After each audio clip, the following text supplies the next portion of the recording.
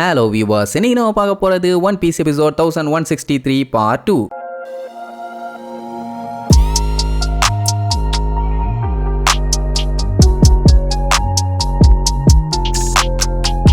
Open பண்ணா போன பாட்டுல நம்ம ஆளுங்க ஒரு லைப்ரரி கிட்ட வந்து நின்னாங்களா, அங்கதான் இப்ப சால் இருக்கான். அவனை பாக்குறதுக்காக நம்ம ராபின் ஆர்வமா இருக்கான். லூஃபி இடையில பூந்து நான் போறேன் ஒண்ணு நம்ம நமி புடிச்சு இழுத்து தலைய தரையோட வச்சு அமுக்கிட்டாளா. சரி ரைட்டு, ராபின் போகட்டும்னு வெயிட் பண்ணிட்டு இருக்கும் போது திடீர்னு ஒத்தி கத்திட்டு வருவான், ஐயோ காப்பாத்துங்க காப்பாத்துங்கன்னு. என்னடானா திடீர்னு கொலாப்ஸ் ஆகி சவுல் கீழே விழுந்துட்டானாமா. என்னதான் உசுப்பி விட்டு பார்த்துமே அவன் எந்திரிக்கலையாம். இதை கேட்டவொன்னு ராபினுக்கு அப்படியே தூக்கி வாரி போடும். நம்ம ஆளுகளுமே அப்படியே ஷாக் ஆயிருவாங்க. அதுக்கப்புறம் லூஃபி கத்துன்னு கத்துவான், யாருமா நீ? இப்பந்தான் அவரை பாக்குறதுக்காக வந்து இறங்கணும், அதுக்குள்ள மயக்கம் போட்டு வந்துட்டாருன்னா இது நல்லாவா இருக்குதும்பா. அடுத்து சஞ்சி 22 வருஷத்துக்கு அப்புறம் ராபின் அவரை பார்க்க வந்திருக்கான். இப்போ மயக்கம் போட்டு விழுவாரு. அடுத்து சாப்பர், நான் டாக்டர் தான், என்ன ஏதுன்னு நான் பாக்குறேன்னு கத்திட்டு இருப்பான். உசோப்பு, டாக்டர் பாப்பாரு, அவரை நான் பாத்துக்கிட்டு இருப்பேன்னு கத்திட்டு இருப்பான். எப்படியா ஆளுக்கு பேசிட்டு இப்ப அவர் எங்க இருக்காருன்னு கேட்ட உடனே அந்த லைப்ரரியை காமிச்சு அங்கதான் இருக்காருன்னு உடனே ராபினும் பாத்தீங்கன்னா அப்படியே அசையாம நின்றுட்டு இருப்பான். லூஃபி தான் வாய வச்சுட்டு சும்மா இல்லாம, யோ என்ன அசந்து தூங்கிட்டியா, ஏந்திரியா, எந்திரிச்சு வெளியாவான்னு கத்திட்டு இருப்பான். அப்போ ராபின் பாயிண்ட் ஆஃப் வியூல இருந்து காட்டுவாங்க.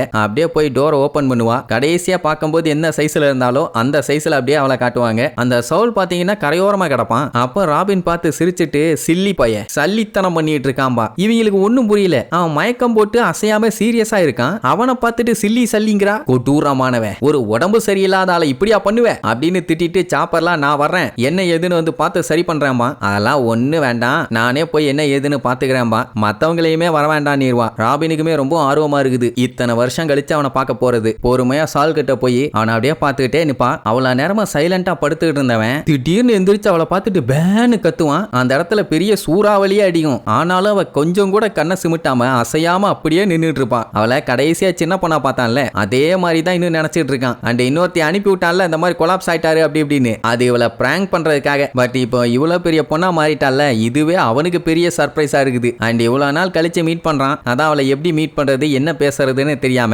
இந்த மாதிரி ஒரு பிளான் பண்ணியிருக்கான். அப்பதான் காட்டுறாங்க அவனுக்கு கட்டக்கால் வச்சிருக்கும். ஒரிஜினல் காலை இழந்துட்டான். ராபினை பார்த்துட்டு, நீ இன்னுமே சின்ன பொண்ணுன்னு நான் நினைச்சிட்டு இருக்கேன் அப்படின்ட்டு லூசு மாதிரி சிரிப்பான். அவளுக்கு சிரிப்பா இருக்கும். ஏன்னா இவன் முன்னாடி எப்படி சில்லித்தனமா சிரிச்சுட்டு இருந்தானோ அதே மாதிரி தான் அந்த சல்லி பையன் இன்னும் சிரிச்சுட்டு இருக்கான்னு சொல்லி கிண்டல் பண்ணுவா. ஆனா இவன் மட்டும் இல்லைன்னா ராபின் நேரத்துக்கு உயிரோட இருந்திருக்க மாட்டான். அதுக்கப்புறம் ராபின்ட்ட, நான் உன் ஃபேஸ தெளிவா பார்க்கணும் அப்படின்ட்டு கை நீட்டுவான். அவளும் ஏறிடுவாளா. அப்படியே க்ளோஸ் அப்ல கொண்டு வரும்போது அவனுக்கு பயங்கர ஷாக்கா இருக்கும். ஏன்னா அவளை பார்க்கும்போது அப்படியே அவங்க அம்மாவை பார்த்த மாதிரியே இருக்குது. இதை கேட்டுட்டு அவளுக்கே ஷாக்கா இருக்கும், என்ன பார்த்தா எங்க அம்மாவை பார்த்த மாதிரி இருக்கான்னு. மெயினா நம்ம ராபினோட கண்ணு நல்லா மேட்ச் ஆகுதுமா. அப்புறம் அவன் வேகா பங்கோட ஸ்பீச்சை கேட்டியான்னு கேட்பானா. அந்த டைம்ல அவன் அந்த ஸ்பாட்ல இருந்தாலே, அதனால அது என்ன ஏதுன்னு அவளால தெளிவா கேட்க முடியல. ஆனா நியூஸ் பேப்பர்ல படிச்சேன்பா. ஏன் என்ன மேட்டர்னு கேட்டா, ஓஹராவை பத்தி அவர் சொல்லியிருந்தாராமா. அதாவது ஹிஸ்டரியை புத்திசாலிகள் கண்டுபிடிச்சிருந்தாங்க, பட் அவங்களை அழிச்சிட்டாங்கிற மாதிரி சொல்லியிருப்பாரு. அப்படி அவர் மென்ஷன் பண்ணது ஓஹராவை தான். அவர் ரைட்டா தப்பா அப்படின்னு ஜட்ஜ் எல்லாம் பண்ணல. அவரோட உயிரை பணையம் வச்சு அவர் என்ன கேள்விப்பட்டாரோ அதை சொல்லியிருக்காரு.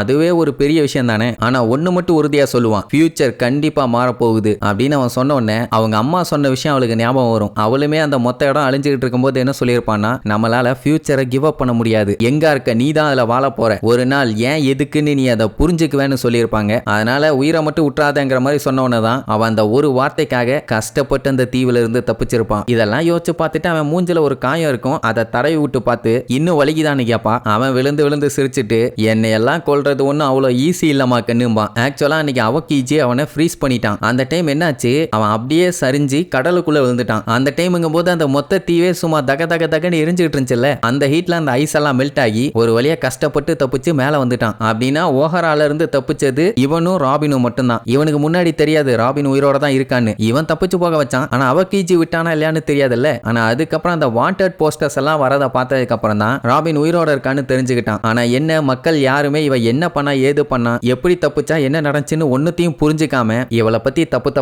தப்பா ரொம்பவும் பேசிட்டாங்க. அதை கேட்கும் போது அவனுக்கு வெறியாச்சு. பட் என்ன பண்ண முடியும், இப்படி அவன் ஃபீல் பண்ணா அவ கேஷுவலா, அதை விடுறா, எதுக்கு தேவையில்லாம அந்த கடுப்பேத்துற விஷயத்தை பத்தி எல்லாம் பேசணும், இப்பதானே மீட் பண்ணியிருக்கோம், நம்ம சந்தோஷமா பேசலாம் அப்படின்பா. அதுக்கப்புறம் 2 கையும் ஓபன் பண்ணி நின்னுக்கிட்டு, நான் நீ சொன்ன மாதிரி உயிரோட இருக்கேன், அதுக்கு என்னைய பாராட்ட மாட்டியான்னு கேப்பா. அவனுக்கு அப்படியே ஷாக் ஆயிரும். பின்ன எவ்வளவு பெரிய பிரச்சனையில சிக்குனா அதெல்லாத்தையும் தாண்டி வந்தது மட்டும் இல்லாம கேஷுவலா இருக்கால, அதனால விழுந்து விழுந்து சிரிப்பான். அதுக்கப்புறம் அவளை ஒரு குழந்தையாவே நினைச்சுக்கிட்டு அப்படியே கட்டி பிடிச்சி நெஞ்சில வச்சுக்கிட்டு, நீ என்னோட குழந்தை, இந்த மொத்த வேர்ல்டுமே உன்னை ரொம்பவும் கஷ்டப்படுத்திருச்சு, அதெல்லாம் தாண்டி நீ வந்திருக்க பாத்தியா, நீ ஒரு சிங்கப்பெண், உன்னை நினைச்சு எனக்கு ரொம்ப பெருமையா இருக்கு ராபின் அப்படின்னு திருப்பி திருப்பி சொல்லிக்கிட்டே இருப்பான். அவளுக்குமே செம ஹாப்பி. ஆக்சுவலா இப்படி எல்லாருமே விரட்ட நான் ஏன் வாழணும் அப்படின்னு எல்லார் பேரையும் ஒரு டைம் சொல்லிட்டு மேல இருந்து குதிச்சு சாக வேண்டியது. ஆனா எல்லாருமே அவளை கஷ்டப்பட்டு காப்பாத்தி இருக்காங்களே. அதுலயும் சால்லாம் அந்த கடைசி டைம்ல, நீ இப்ப வேணா தனியா இருக்கலாம், ஆனா ஒரு நாள் கண்டிப்பா உனக்கான ஃப்ரெண்ட்ஸை நீ மீட் பண்ணுவ. இது நான் சும்மா குத்துமதிப்பா சொல்லல, இந்த கடல் ரொம்ப பெருசு, அங்கதான் உன்னோட ஃப்ரெண்ட்ஸுங்க இருக்காங்க,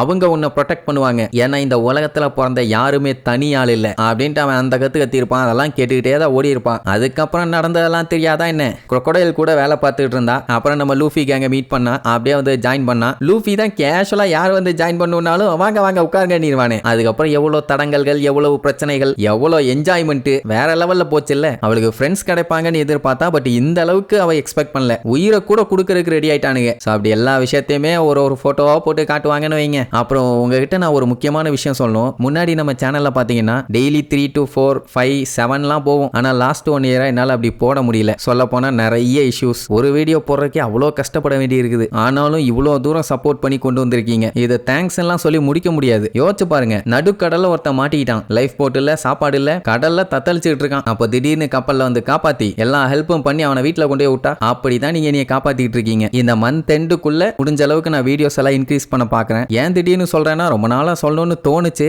எப்படி சொல்றதுன்னு தெரியல. உங்களுக்கெல்லாம் எவ்வளவு தேங்க்ஸ் சொன்னாலும் பத்தாது, இருந்தாலும் கையெடுத்து கும்பிட்டு தேங்க்ஸ் சொல்லிக்கிறேன். அண்ட் தப்பா ஏதாச்சும் வீடியோல பேசியிருந்தாலும் மன்னிச்சிருங்க. அடுத்த எபிசோட்ல மீட் பண்ணலாம். டடா.